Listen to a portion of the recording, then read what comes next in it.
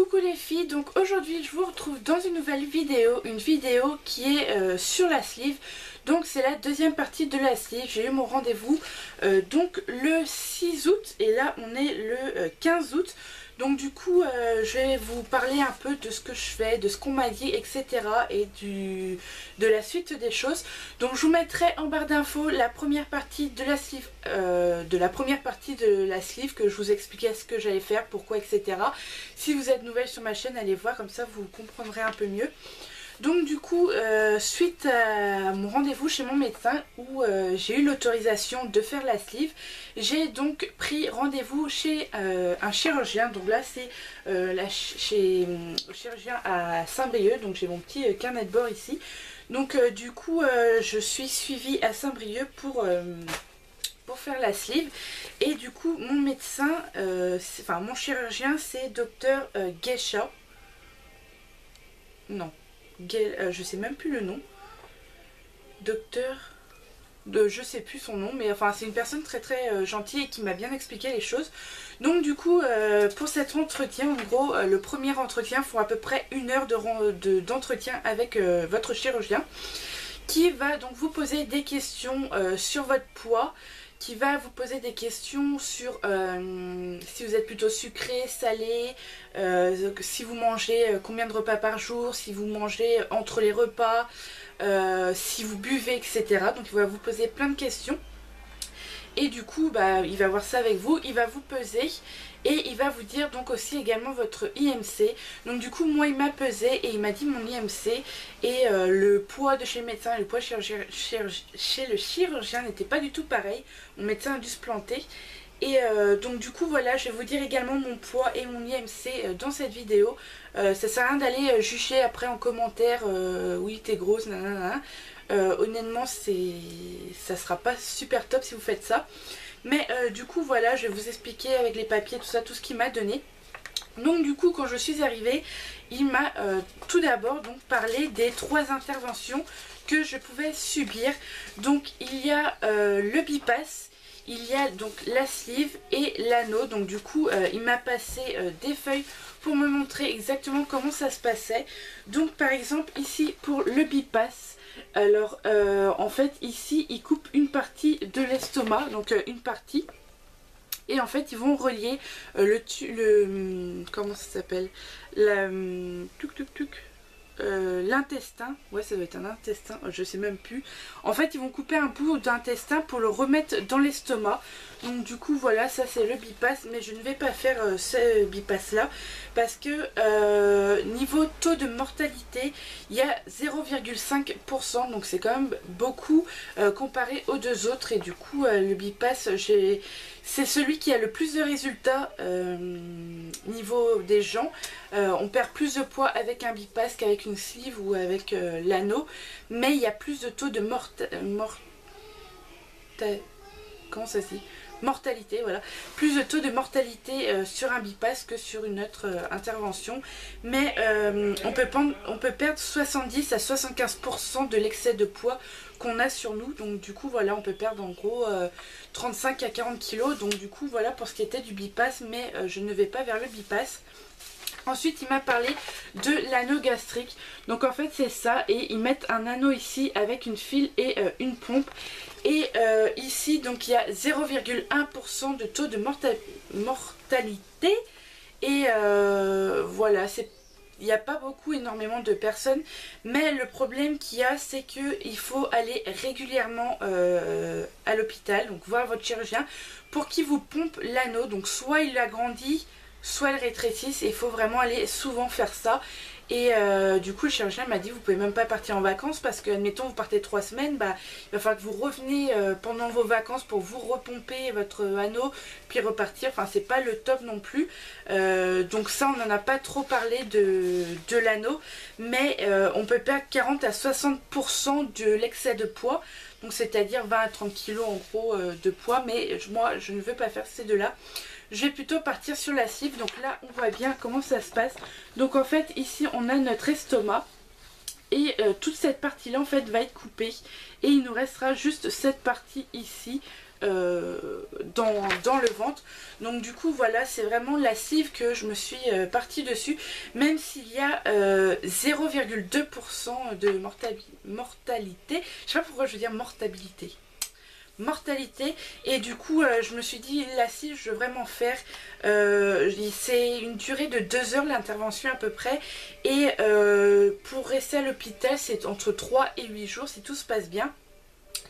Et donc là on peut perdre 45 à 65% d'excès de poids je crois, et on peut perdre jusqu'à 35-40 kilos, un truc comme ça. Donc du coup il m'a dit que honnêtement je pouvais faire cette opération là. Les risques qu'il peut avoir en fait c'est qu'il y ait des petites déchirures, mais ça arrive très régulièrement apparemment. Donc du coup voilà, des fuites, attends, il m'a dit que je pouvais avoir des ulcères, des fuites au niveau de l'estomac, je peux avoir des hémorragies, je peux avoir des carences, je peux avoir des reflux gastriques et de la dilatation de l'estomac, enfin plein de trucs. Mais je vais vraiment partir sur cette opération là, sur la sleeve, parce que pour moi je préfère celle-ci.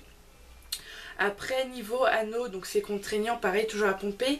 Et au bypass, il y a eu beaucoup de problèmes. Alors qu'est-ce qu'il peut avoir comme problème là qu'il me disait, il peut avoir des complications, donc des ulcères, pareil, des fuites, des rétrécissements au niveau de la jonction, enfin de l'estomac, des carences. Et sur le bypass, on est obligé, limite à vie, d'avoir des comment ça s'appelle, des vitamines, du fer, enfin des cachetons pour que tout aille bien, parce que vu qu'on perd vachement, on est obligé d'avoir des cachets à vie avec cette opération là. Donc du coup je n'avais pas envie, donc c'est pour ça que je vais vers la sleeve. Donc du coup il m'a dit qu'il n'y avait pas de problème. Du coup je lui ai demandé à peu près dans combien de temps je pouvais me faire opérer, et il m'a dit on n'a pas le droit de faire avant 6 mois, mais après 6 mois de rendez-vous et tout ça, il y a moyen de se faire opérer. Mais honnêtement toi je te vois plus te faire opérer dans 1 an. Donc du coup il m'a conseillé de me faire opérer que dans 1 an. Donc du coup j'étais un peu déçue, parce que vu que je me marie au mois d'août 2016, j'avais envie d'être fine, d'avoir perdu un peu de poids pour être belle dans ma robe et tout ça. Et au final il m'a dit je peux te faire opérer dans 6 mois si tu vas à tous tes rendez-vous et que tu arrives à perdre au moins 40 kilos avant de te faire opérer. Parce que si tu perds du poids, ça sera plus facile déjà pour toi de récupérer, mais également plus facile pour nous d'aller farfouiller dans tout ça pour faire notre travail. Ça sera beaucoup plus facile.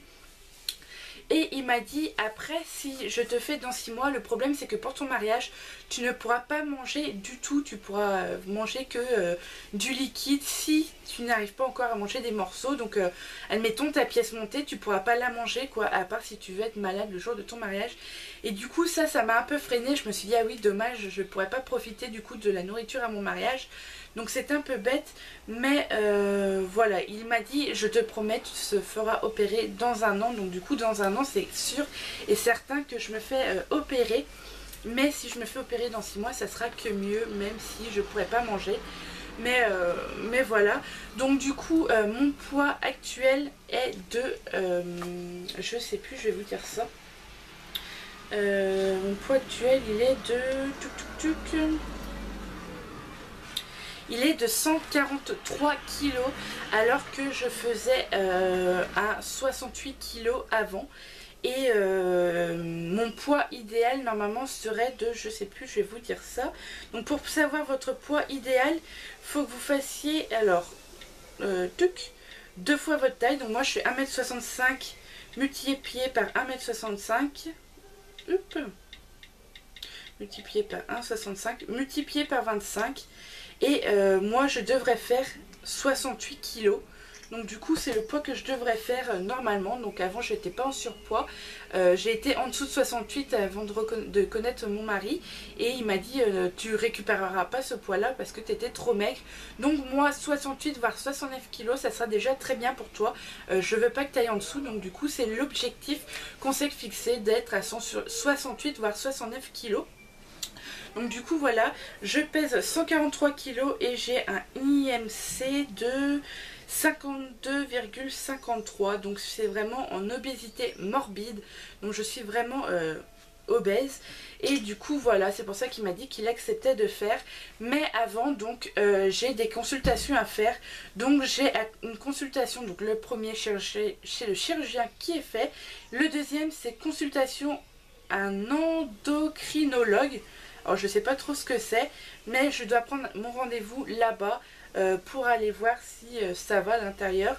Et ensuite je dois prendre un rendez-vous avec une diététicienne pour remettre mes repas correctement.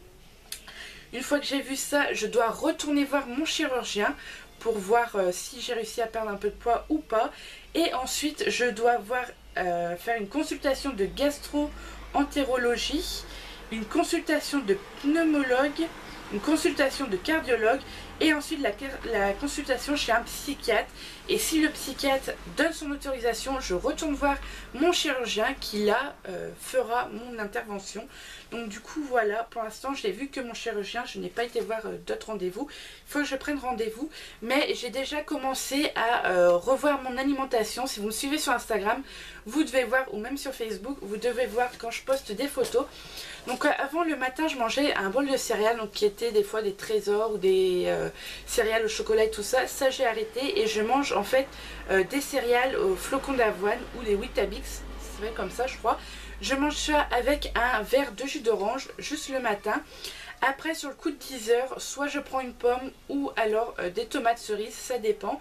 Le midi je me fais une salade, donc si vous voulez voir les salades que je mange et pourquoi pas refaire les salades que je fais, suivez-moi sur Instagram, je vous mettrai le lien en barre d'infos où je poste mes photos de mes salades avec la recette, comme ça vous pouvez la refaire si vous la souhaitez. Ensuite, je prends au goûter un autre bol de céréales avec des fruits. Et le soir, une salade ou, mettons, des courgettes avec du poisson ou des lentilles avec du jus blanc de poulet. Mais c'est toujours une viande blanche le soir. Donc du coup, j'ai recommencé à manger mieux depuis le 6. J'ai recommencé, ou le 7. Et j'ai déjà perdu un peu de poids. Donc je ne sais pas trop exactement, il faut que je retourne me peser. Mais mon mari m'a dit que j'avais perdu un peu. Donc du coup, voilà, je vais me repeser dans 15 jours. Et je vous mettrai sur Instagram si j'ai perdu ou pas. Donc c'est pour ça, suivez-moi sur Instagram. Parce que c'est là où je poste vraiment beaucoup de photos sur mon alimentation et mon poids et tout ça. Donc du coup voilà, le prochain rendez-vous, donc ça sera chez le endocrinologue et la diététicienne. Et je vous referai la vidéo pour vous dire un peu qu'est-ce qu'on m'a dit au rendez-vous.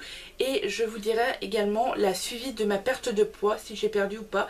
Sur mes mensurations, là je me suis pas encore mesurée niveau bras, poitrine, cuisses et ventre. J'ai pas encore fait, il faut que j'aille faire. Donc du coup voilà un peu ce qu'on m'a dit pour l'instant. Donc je me ferai vraiment bien opérer dans un an sûr. Peut-être dans 6 mois, ça dépendra de mon évolution, si j'ai pu perdre 40 kilos au moins. Et du coup voilà, il m'a dit même niveau dans ta tête et tout, on voit de ce que tu veux, on voit que tu as vraiment la tête sur les épaules et que tu acceptes ce que tu veux faire et que tu ne risques pas d'avoir un problème en gros. Enfin, en fait, il faut voir un psychologue parce que des fois, donc si tu as toujours été obèse dans ta vie, et ben vu que tu perds tellement vite de poids, dans ta tête tu peux vraiment être pas bien et te dire merde, je suis pas bien, c'est pas joli, nanana. Donc du coup voilà, alors que moi j'ai été maigre avant. Et là je suis devenue grosse, donc je vais redevenir maigre. Donc dans ma tête il m'a dit normalement ça devrait bien se passer vu que tu t'acceptes tel que tu étais avant maigre. Donc du coup voilà. Mon opération est remboursée à 100%. Mon chirurgien ne me prend pas d'honoraires si je fais vraiment tout ce qu'il me dit. Donc prendre bien mes rendez-vous, faire vraiment bien attention à ne pas manger n'importe quoi. Comme manger des kebabs, manger des McDo, manger vraiment n'importe quoi. Si je fais vraiment bien attention et qu'il voit que ma courbe évolue et diminue, il m'a dit que ça sera remboursé à 100%. Pour ce qui est après de la peau, donc je vais perdre du poids mais la peau va vraiment être tout flasque, les bras, déjà ici j'ai mes bras qui font encore pas trop mais ça va vraiment perdre beaucoup. Il m'a dit pour pas que ton ventre et tes bras sont vraiment vraiment pas jolies, qui tombent et tout ça. Il faut que je fasse 1 heure de sport, une demi-heure, 1 heure de sport pour l'instant, pour que mon corps comment on dit, se modeler, je sais pas comment on dit, mais ne tombe pas et reste bien, et que je tonifie tout ça en fait. Donc du coup voilà, j'ai le droit de faire 1 heure de sport par jour, j'ai le droit, je suis obligée de faire 1 heure de sport par jour.